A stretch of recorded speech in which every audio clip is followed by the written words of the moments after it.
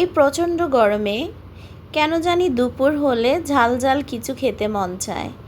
এখন আমের সিজন, তাই আমি এভাবে দুপুরবেলা একটু শুকনো মরিচ দিয়ে আমটা মেখে নিচ্ছি। হ্যালো এভরিওয়ান, আসসালামু আলাইকুম। কেমন আছেন সবাই? আমার প্রিয় আপু ভাইয়ারা, যে যেখান থেকে আমার ভিডিওটা দেখছেন, আশা করি সবাই আল্লাহর রহমতে ভালো আছেন। আমিও আপনাদের দোয়ায় আলহামদুলিল্লাহ ভালো আছি। আমার ভিডিওটা আমি উপস্থাপন করছি ঢাকা থেকে। হঠাৎ করে দুপুরবেলা কেন জানি এরকম ঝালঝাল করে আম মাখিয়ে খেতে মন চেয়েছে, তাই ফ্রিজ থেকে 2টা আম নিয়ে ভালো করে ধুয়ে এখন আমি ফিলার দিয়ে এগুলো চিলে নিচ্ছি। আমগুলো এত ফ্রেশ ছিল আর খেতে এত মজা হয়েছে কি বলবো। অনেকগুলো আম আছে একদম টক, কিন্তু এই আমগুলো তেমন একটা টক না, মোটামুটি খাওয়া যায়, লবণ মরিচ ছাড়া এমনিতেই খাওয়া যায়। আগে যখন ছোটোবেলায় আম ফাটিয়ে খেতাম তখন কি যে মজা লাগতো, সেই স্বাদটা এখন আর পাই না।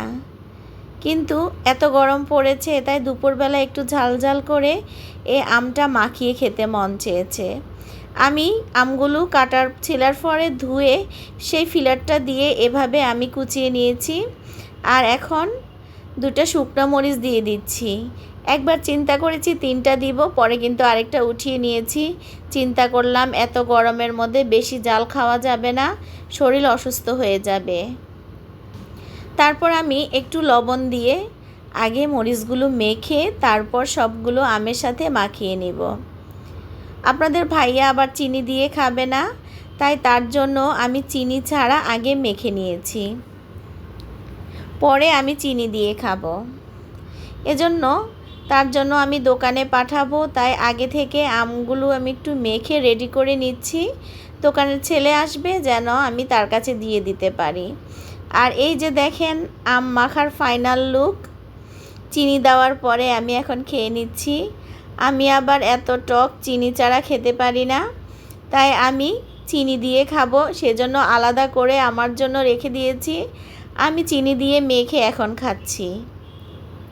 কি যে মজা লাগছে কি বলবো, অসাধারণ লেগেছে খেতে। আমার আপুদের কি এভাবে মেখে খেতে ভালো লাগে? অবশ্যই একটা ছোট্ট কমেন্টস করবেন। এই দুপুরবেলা এই আম খেতে কিন্তু খুব মজা, অবশ্যই ছোট্ট একটা কমেন্টস করবেন। তারপর এখানে আমি আজকে করলা ভাজি করে নিচ্ছি। করলা ভাজিটা কিন্তু অনেক মজা হয়েছে, একটু তিতা ভাব ছিল না। আর এই গরমে একটু করলা ভাজি খেলে কিন্তু খুবই ভালো লাগে। আমার প্রিয় আপুদের সাথে কথা বলতে বলতে আমি কিন্তু আজকে একটা লাইক চেয়ে নেওয়া ভুলে গেছি। প্লিজ মনে করে একটা লাইক দিবেন। আপনাদের কাছে যদি আমার ভিডিওর কোনো অংশ ভালো লাগে তাহলে প্লিজ সাবস্ক্রাইব করে পাশে থাকবেন। আর ছোট্ট একটা কমেন্টস করে যাবেন যদি আপনাদের কোনো চ্যানেল থাকে, তাহলে আমি আমার সময় মতো আপনাদের চ্যানেলে পৌঁছে যাব ইউটিউবের নিয়ম মেনে। আর এই যে দেখেন আজকে আমার তরকারি রান্নার ফাইনাল লুক কেমন হয়েছে। মূলা দিয়ে আমি আজকে মাছ দিয়ে রান্না করেছি, অনেক মজা হয়েছে খেতে। আর আমার বাচ্চারা এই সবজিটা খেতে পছন্দ করে, আপনাদের ভাইয়াও মূলাটা খেতে পছন্দ করে, তাই আমি মূলা দিয়ে রুই মাছ দিয়ে রান্না করেছি। আমি আসলে খাওয়ার পরে ভয়েস দিচ্ছি, অনেক মজা হয়েছে মূলা তরকারিটা।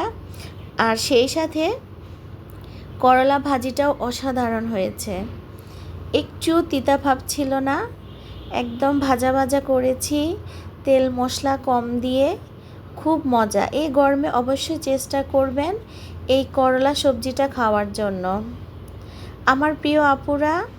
তারপর আমি কিন্তু আমার ছেলেকে আনতে স্কুলে গিয়েছি।